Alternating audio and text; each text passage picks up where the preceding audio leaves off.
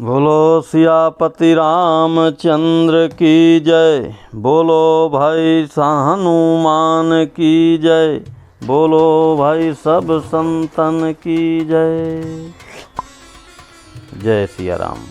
भक्तों, हमने आपको 37 भाग तक प्रभु श्री राम की कथा का वर्णन सुनाया, जिसमें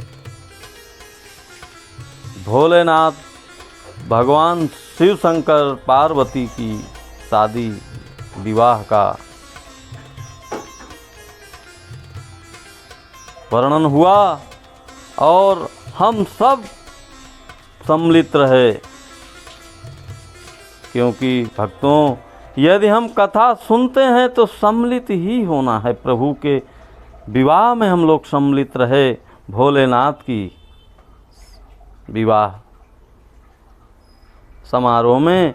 और इसके बाद हिमवान ने विदा किया, मैना ने विदा किया और प्रभु भोलेनाथ पार्वती जी के साथ हिमालय पर्वत पर चले गए। इसके बाद उनके एक पुत्र हुआ जिनका नाम कार्तिक था। कार्तिक बड़े होने पर तारकासुर को वध किया, जो एक राक्षस था। और इस तरीके से शिव पार्वती का विवाह का वर्णन आपको हमने सुनाया, और इसके आगे की कथा अब हम चालू कर रहे हैं। जय सिया राम। जय सिया राम। शंभु चरित सुनि सरस सुहावा, भरद्वाज मुनि अति सुख पावा। बहुलालसा कथा पर बाढ़ी, नयनिन नीरु रोमावली ठाढ़ी। शिव जी के रसीले और सुहावने चरित्र को सुनकर मुनि भरद्वाज जी ने बहुत ही सुख पाया। कथा सुनने की उनकी लालसा बहुत बढ़ गई, नेत्रों में जल भर आया तथा रोमावली खड़ी हो गई।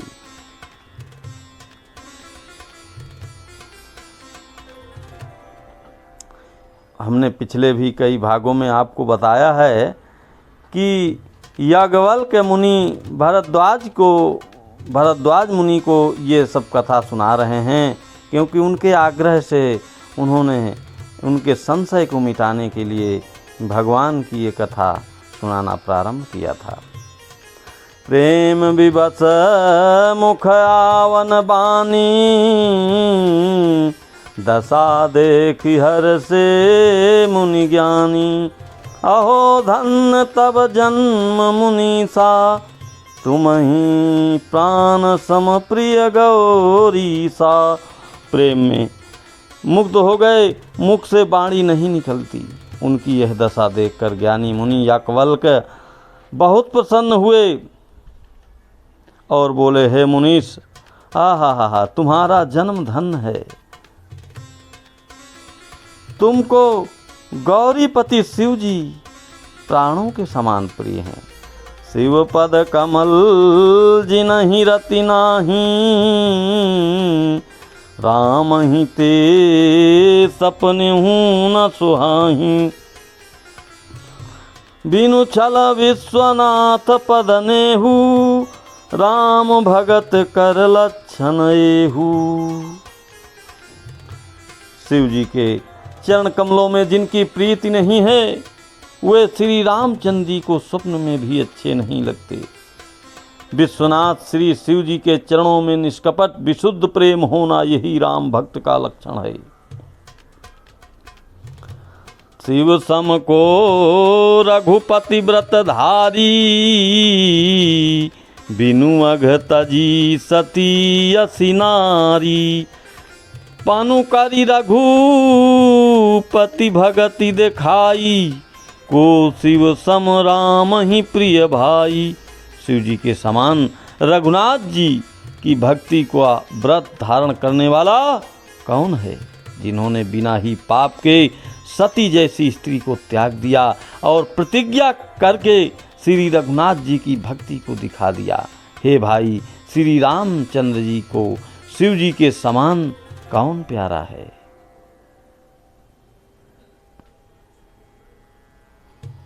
प्रथम ही मैं कहीं शिव चरित, बूझा मरम तुम्हार, सूचि सेवक तुम राम के, रहित समस्त विकार। मैंने पहले ही शिव जी का चरित्र कहकर तुम्हारा भेद समझ लिया। तुम श्री रामचंद्र जी के पवित्र सेवक हो और समस्त दोषों के समस्त दोषों से रहित हो। मैं जाना तुम्हार गुण शीला, कहूँ सुनऊँ अब रघुपति लीला। सुन मुनि आजु समागम तोरे, कहीं न जाई जस सुख मन मोरे। मैं तुम्हारा गुण और शील जान लिया, अब मैं श्री रघुनाथ जी की लीला कहता हूँ। यह बात एकलव्य मुनि, जय श्री राम, याज्ञवल्क्य मुनि भरद्वाज जी से कह रहे हैं।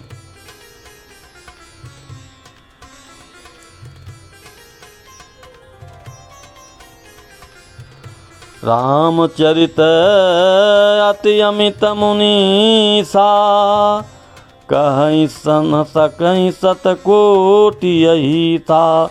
तदपि यथा श्रुति कहूँ बखानी, सुमीरि गिरापति प्रभु धनु पानी। हे मुनीश्वर, रामचरित अत्यंत अपार है, 100 करोड़ शेष जी भी उसे नहीं कह सकते। तथापि जैसा मैंने सुना है वैसा बाणी के स्वामी, प्रेरक और हाथ में धनुष लिए हुए प्रभु श्री रामचंद्र जी का स्मरण करके कहता हूँ।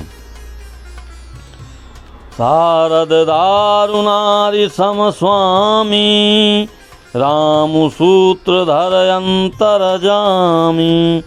जेहि पर कृपा करहीं जनु जानी, कभी उर अजिरे न चावहीं बानी।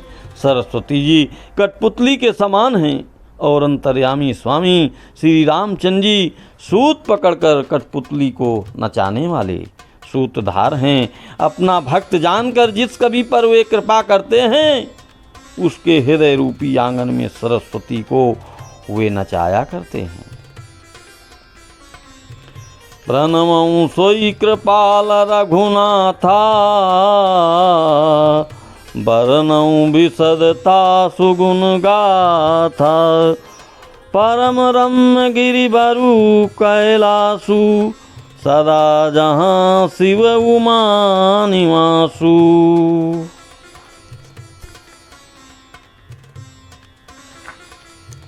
कैलाश पर्वत में उन्हीं कृपालु श्री रघुनाथ जी को मैं प्रणाम करता हूँ और उन्हीं के निर्मल गुणों की कथा कहता हूँ।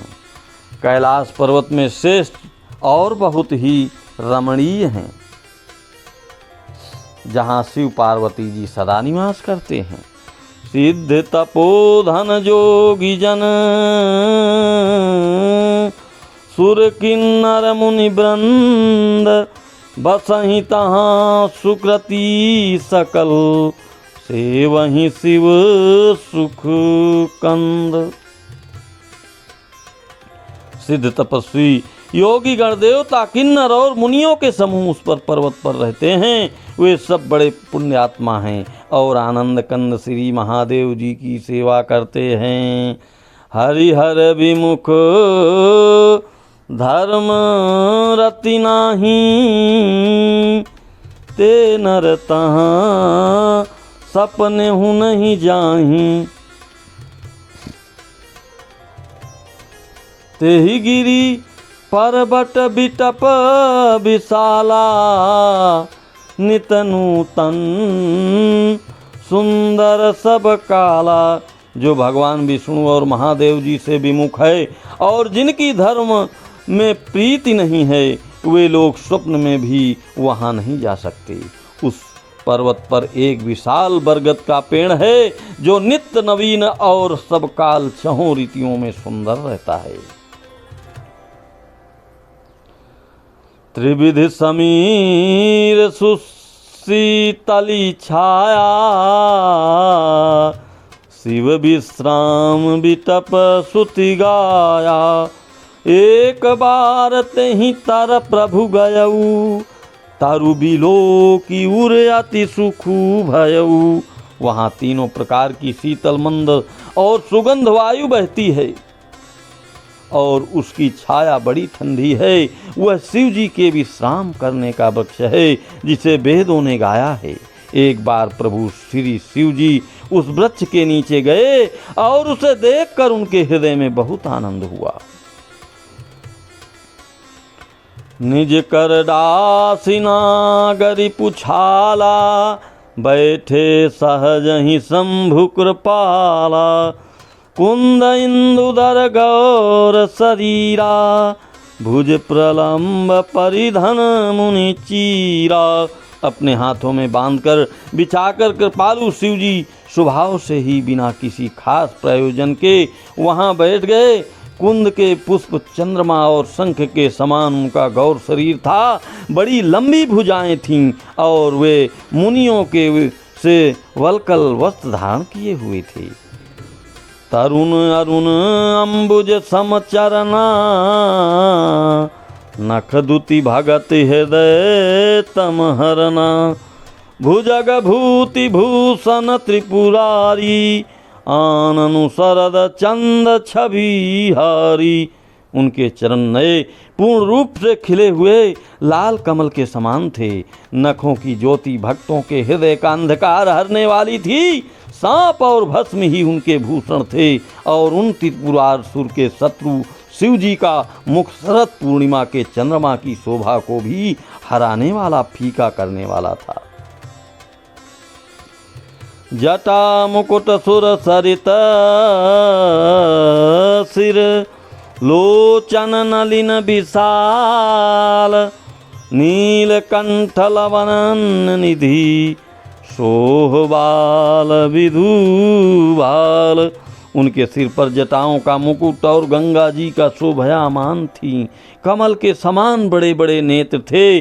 उनका नीलकंठ था और सुंदरता के भंडार थे। उनके मस्तक पर द्वितीया का चंद्रमा शोभित था। बोलो सियापति रामचंद्र की जय, बोलो श्री हनुमान की जय, बोलो भाई सब संतन की जय। भक्तों, मैं इस भाग को यहीं से विराम कर रहा हूँ। आप लोग इस भाग को सुने और हमारे पिछले भागों को भी सुने, जिससे जो भाग छूटे हों उनका आनंद लें, भगवान की कृपा लें और दूसरों को भी सुनाएं। जय सिया राम, जय सिया राम, जय सिया राम।